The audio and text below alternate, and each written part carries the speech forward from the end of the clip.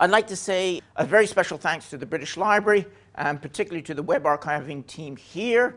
This is a jointly hosted event in that regard, so we're very grateful for them to allow us use of their facilities and very much for use of their time and their input into today. And particularly to Helen Hawkes-Yu and Sabina Hartman in that regard. Some of you are CHASE PhD students. Some of you are potential or future CHASE PhD students. Some of you aren't.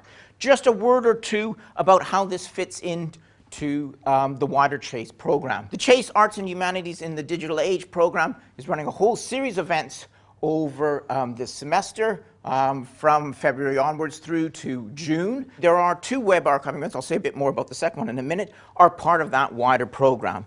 And that wider program is designed to provide a training program for doctoral students such as yourselves to be able to conduct research in the digital age, in this new digital age that we're involved in.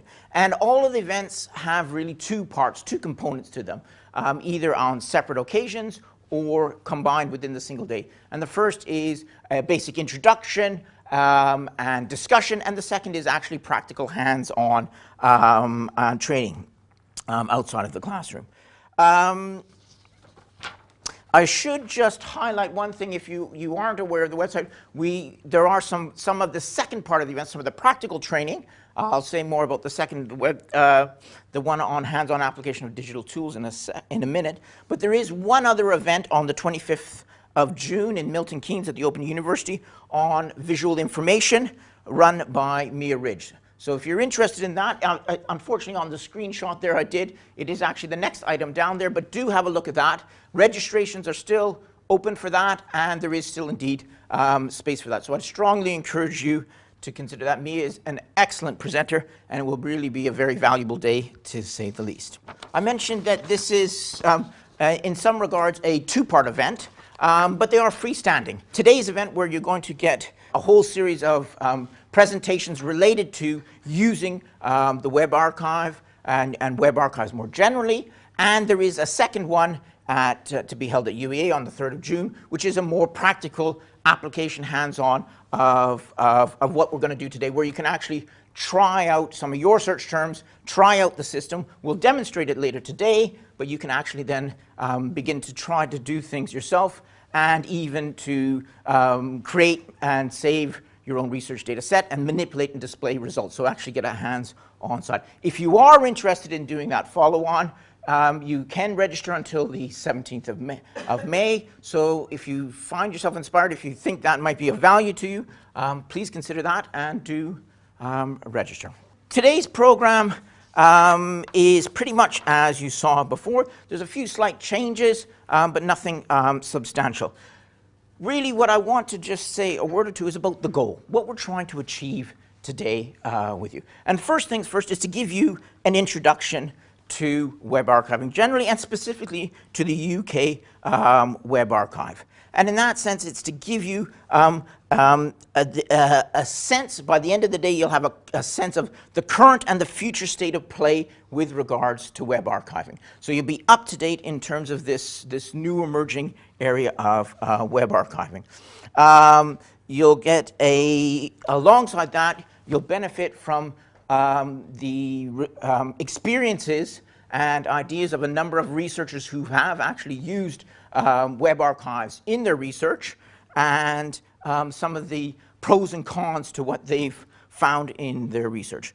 Some information on visualizations, opportunity for the breakout sessions where you can actually discuss and input in terms of what you think you might want to use, and you can get some advice from some of us who have tried to work with web archives so far.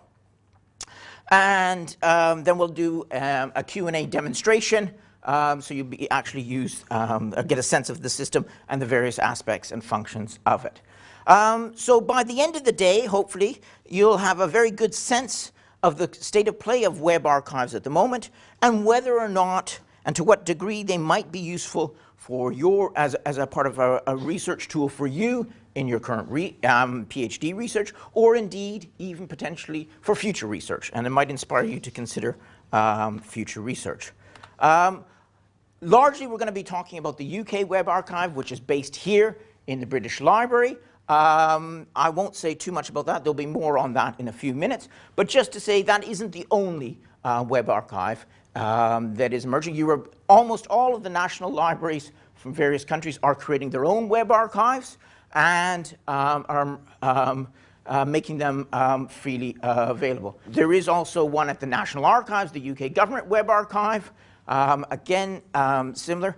And of course, many of you will probably have used the Internet Archive and its Wayback Machine. So there is no single Internet Archive in that regard, or web archive in that sense. There are a whole series of ones focused on different aspects. The one that's the most broadest is indeed the Internet Archive run out of the United States. Okay, finally, just a thing about why. Why are web archives important? Why are they something that governments are beginning to invest money in, national libraries are interested in, etc. And why you as researchers should be interested in them? Well, what I've got there is when I started my academic research, I was very much interested in. Those are the tools of the sources of information for me. Archival sources at the top, and then libraries. But of course, that's not where most people get information now. That is not where the current state of most of the information that is being created exists. It is, of course, on the web, accessed via various digital electronic devices. And there's been a sea change in the last 20 years in that regard. Now, we all use the web on a daily basis. We use the web to access things. But the web is, as a very interesting article from Jill Lepore entitled The Cobweb, which was in the New Yorker at the beginning of the year, indicates, the web really focuses on, it dwells on the never-ending present. It's elementary, it's ethereal, ephemeral, unstable, and unreliable. It doesn't deal with the past. Web archives are what deal with the past, with the web as it was. And they are very important for that. Now, and as she goes on further to say in that article, it might seem, and it often feels, as though the stuff on the web lasts forever, for better, frequently for worse. The embarrassing photograph, the regretted blog, usually more regrettable in the way of the slaughter of civilians is regrettable, but in the way that bad hair is regrettable. But the chances are that it won't work. There are gaps, there are problems, there is digital rot, there's all kinds of elements that make it problematic, and many of those we'll touch on in the course of the day, particularly in terms of the researchers' experiences. But nonetheless, we are beginning to get the past of the web saved and archived and made available. And that is indeed not only the history of our time, but it's the resource tool of our time. And I think that's why it's quite apt to be considering uses of web archives in future research, and indeed even in current research today. Thank you. I think I'll pass over now to Peter Webster, who will